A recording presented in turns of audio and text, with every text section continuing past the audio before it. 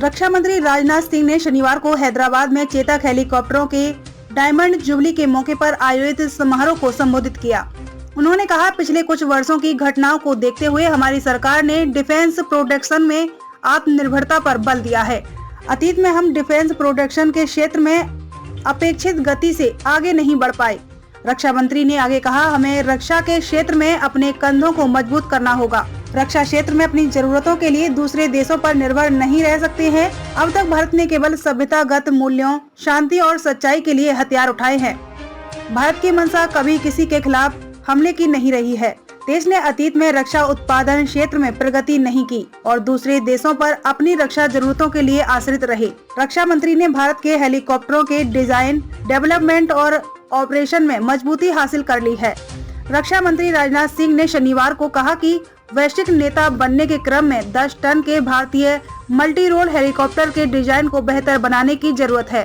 Diamond jubilee समारोह में रक्षा मंत्री ने बताया कि किए गए आकलन के अनुसार 1000 सिविलियन हेलीकॉप्टरों की जरूरत है और इतनी ही संख्या में मिलिट्री सेक्टर में हेलीकॉप्टरों की जरूरत है।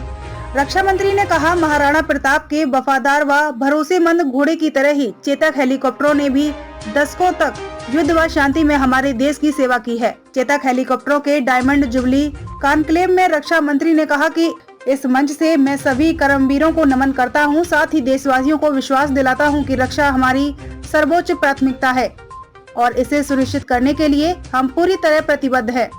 देश की रक्षा का जब महायज्ञ होता है तो उसमें किसी एक की ही आहुति नहीं पड़ती है, बल्कि अप्रत्यक्ष रूप से पूरा देश अपनी आहुति देता है। आज का यह समारोह देश की सेवा में अपना योगदान देने वाले कर्मवीरों के मेहनत और समर्पण का उत्सव है।